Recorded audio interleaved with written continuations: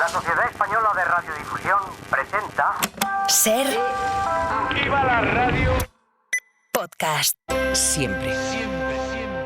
El pasado domingo se celebró el Día de la Acción contra el Calor, un evento mundial que tiene como objetivo concienciarnos sobre los peligros del calor extremo y sobre su impacto en nuestra salud. A mí el calor no me gusta, lo paso súper mal. A mí me gusta mucho el calor, pero tanto no. Es verdad que ahora cuando va a empezar y ya no va a acabar hasta septiembre, octubre, entonces, pero bueno, a mí me gusta. Pero yo lo odio, la verdad que yo me iría al norte. El que le gusta el calor es un terrorista. Solo en España, el pasado verano se identificaron más de 3.000 fallecimientos atribuibles al calor extremo. Y aunque este año el sistema Copernicus pronostica un verano algo más suave, las autoridades europeas están en alerta, puesto que la mortalidad vinculada al estrés térmico ha aumentado un 30% en las últimas 2 décadas en nuestro continente. David Gozalvez, ¿qué tal? Muy buenas. Hola Fernando, ¿qué tal? David, seguro que tú, como todos, dedicas cada vez más horas a revisar el pronóstico meteorológico, una información que cobra especial relevancia en épocas como esta de verano, en la que se disparan las consultas a las webs y aplicaciones donde se nos ayuda a interpretar el tiempo. Pero, David, no sé si es impresión mía o realmente es cierto que cada vez nos interesa más la información meteorológica. Bueno, pues como dices, es por esa mayor afluencia de fenómenos extremos, y para que te hagas una idea, la web de la EMET recibe cerca de 15 millones de visitas al día. Una muestra de que las noticias del tiempo son de las que más interés y más tráfico web generan.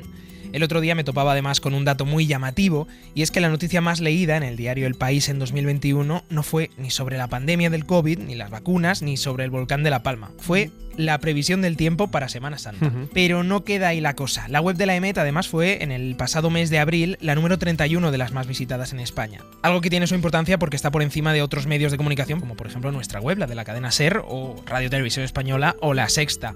La número 30, un puesto por encima, fue otra página de referencia para estos casos, eltiempo.es, que suma de media cerca de 12 millones y medio de usuarios únicos cada mes. Mar Gómez es su directora y nos cuenta cuándo registran una mayor cantidad de visitantes. En general, a las personas les interesa saber si va a llover o no y cuándo va a llover y la cantidad de precipitación. Pero no obstante, también durante los meses de verano, en episodios muy extremos, como pueden ser las olas de calor, también tenemos una importante fuente de tráfico porque las personas quieren conocer principalmente cuándo va a terminar el episodio de calor extremo. Y es que ese es uno de los motivos por los que la información meteorológica es ahora más relevante que nunca para los usuarios.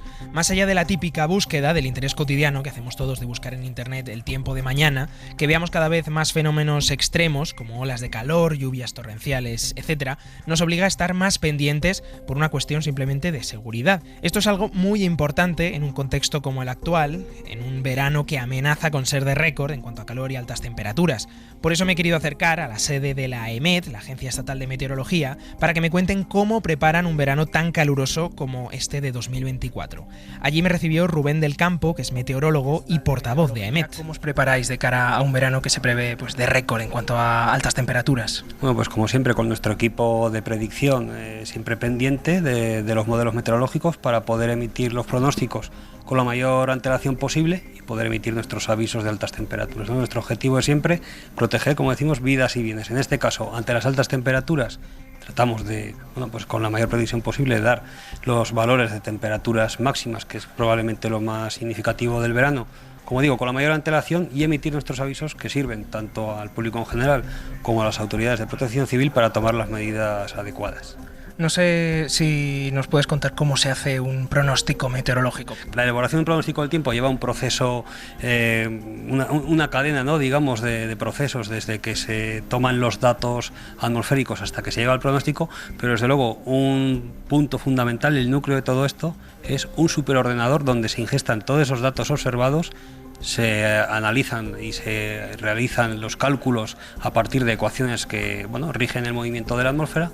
Con todo esto obtenemos un pronóstico. Para ello tenemos Cirrus, que es como se llama nuestro superordenador, uno de los más potentes de España. Ese es el cerebro de todas las operaciones en la EMET, ese superordenador Cirrus, que es precisamente el nombre de una nube. Entramos a la sala en la que está alojado. Como verás, aquí escuchamos un poco de ruido ambiente por esos ventiladores, por esa refrigeración que necesita un ordenador de tal calibre. Cirrus, que es el encargado de realizar todos esos cálculos, ¿no?, a partir de los datos observados provenientes de un montón de fuentes diferentes, estaciones meteorológicas, satélites, boyas, incluso aviones. Todo esto se ingesta en el superordenador y que, realizando una serie de cálculos basados en las ecuaciones que rigen el movimiento de la atmósfera, se calcula y se elaboran los modelos de predicción. Las salidas de estos modelos es las que nos dan la predicción del tiempo. Y es muy importante que lo haga con rapidez. El cálculo tiene que hacerse con la antelación necesaria para que podamos elaborar nuestros pronósticos con el tiempo suficiente para avisar a la población. Habla Rubén de cómo es la predicción a día de hoy, y lo cierto es que en los últimos años, a lo largo de los años, la cosa ha cambiado bastante. Ernesto Rodríguez es meteorólogo jubilado y presidente de la Asociación Meteorológica Española, y cuenta que antes no había tanta tecnología, entraban en juego otros factores. Todo o una gran parte descansaba en la experiencia del predictor, de la persona que hacía la predicción. Al final, pues esa habilidad, esa memoria también de recordar situaciones análogas, quizás el papel del predictor ahora mismo es interpretar lo que sale de los modelos. Es algo que ha cambiado mucho, ahora tenemos muchísima más tecnología. Algo que también ha cambiado es la longitud de la previsión. Aunque depende de muchos factores, la previsión a una semana vista se puede prever con cierta exactitud. Lo explica Rubén del Campo. Por ejemplo, en verano, con un anticiclón que abarca toda España, sin posibilidad de que haya tormentas, podemos irnos tranquilamente a 7, 8, incluso 10 días de una predicción fiable. En cambio, en otoño, en primavera, con una dana pululando por España, en esos casos, fíjate que hay veces que incluso con 48 horas de antelación tan solo, y por desgracia para nosotros, no sabemos muy bien cuál va a ser la zona más afectada por las lluvias, por ejemplo. Y hay veces que incluso pasa algo que puede ser paradójico, que tenemos una dana y después un anticiclón, y es más predecible, es más fiable el pronóstico a 5 días que lo que puede serlo a tan solo 2. Ahora lo importante es tener esos sistemas capaces de predecir en tiempo récord la llegada de fenómenos extremos que puedan generar peligro. En este contexto se hace fundamental también tener un buen sistema de alertas para prevenir accidentes, por ejemplo, ahora con este calor asfixiante. Está documentado que es el Plan Meteoalerta, de predicción y vigilancia de fenómenos meteorológicos extremos. Este plan contempla la emisión de avisos por temperaturas altas, temperaturas bajas, vientos, lluvias, galernas incluso, nevadas, un montón de fenómenos atmosféricos que se consideran que pueden ser adversos. Entonces, si el pronóstico, con el pronóstico en la mano, se observa que se puede superar un umbral determinado de altas temperaturas o de cantidad de lluvia en 1 hora o en 24 horas o de cantidad de nieve que se va a acumular, si vemos que se va a superar ese umbral, se emiten avisos que en función de la cantidad prevista o de las temperaturas previstas tienen distintos colores.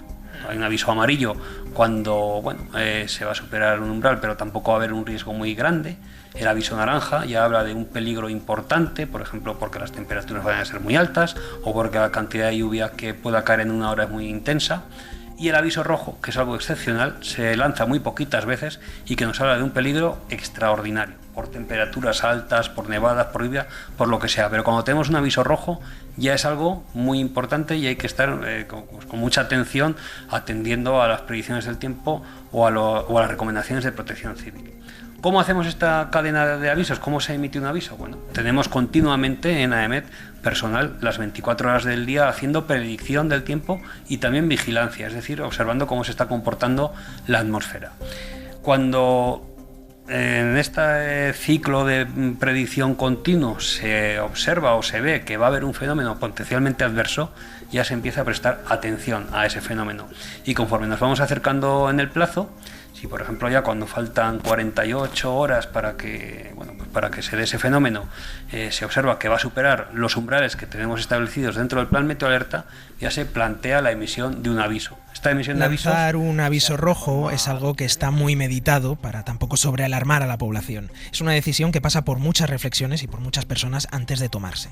Es verdad que hoy en día tenemos muy a mano la información meteorológica, no solo en los medios, sino también en nuestros teléfonos móviles, pero me pregunto si es igual de fiable la información, esos datos que tenemos a golpe de un clic, que la información oficial de instituciones como la Agencia Española de Meteorología, la EMET. Bueno, depende del caso. Normalmente las aplicaciones y páginas de nuestros móviles se nutren de los datos que aportan las agencias oficiales, aunque el nivel de interpretación es lo que suele ser distinto. En nuestro móvil veríamos normalmente lo que son los datos en crudo, sin interpretar. Hay distintas formas de cocinarlos y distintos grados también de precisión. Lo explica Ernesto Rodríguez. Yo a todo el mundo que usa predicciones recolectadas por internet, lo que siempre le digo, bueno, ¿y esto quién lo genera? ¿Quién es el responsable de eso? Porque detrás de muchas de esas predicciones no se sabe ni quién está, ni qué herramientas utilizan, ni qué instituciones hay por detrás, ni qué meteorólogos hay por detrás, si es que hay meteorólogos. En la web del tiempo.es, Mar Gómez explica que se nutren tanto de la información que llega por las vías oficiales como de sus propios modelos. Utilizamos modelos meteorológicos computacionales a los cuales les aplicamos una serie de mejoras y una serie de algoritmos que se traducen en la fiabilidad que tenemos en nuestros datos. Por supuesto, con información de EMET también contamos, puesto que los radares o los observatorios proceden de esta fuente, son los datos oficiales, pero nosotros tenemos nuestros propios modelos, nuestros propios datos que mejoramos y que incorporamos a cada uno de los puntos que puedes encontrar en nuestra página web. Pero volviendo a la situación actual, hay que recordar que las temperaturas extremas han llegado aquí para quedarse. Lo explica Rubén del Campo, como consecuencia del cambio climático. Lo que toca realmente, sobre todo en nuestro país, es adaptarnos a esa nueva realidad. En España siempre hemos vivido veranos cálidos, estamos acostumbrados, pero habrá una vuelta de tuerca, serán veranos con olas de calor más intensas y también con una merma en los recursos hídricos, porque más calor significa más evaporación, pero también es probable que los periodos de sequía, los periodos en los que no llueve, sean más largos. Eso es algo que Así que de cara a estos días y meses que aún nos quedan de calor, lo que tenemos que recomendar desde aquí es prevención y estar atentos sobre todo a esos fenómenos extremos, tanto ahora, que serán más frecuentes las olas de calor, como de cara a la recta final del verano, que es cuando tienden a llegar las danas, las lluvias torrenciales y demás. Pues David, vamos a estar muy pendientes, claro que sí, de toda la información que nos suministre la EMET a lo largo de este verano, que se intuye tórrido, como decimos, en algunas regiones de España. David González, como siempre, muchísimas gracias. Gracias a ti, Fernando. Para no perderte ningún episodio, síguenos en la aplicación o la web de la SER, Podium Podcast o tu plataforma de audio favorita.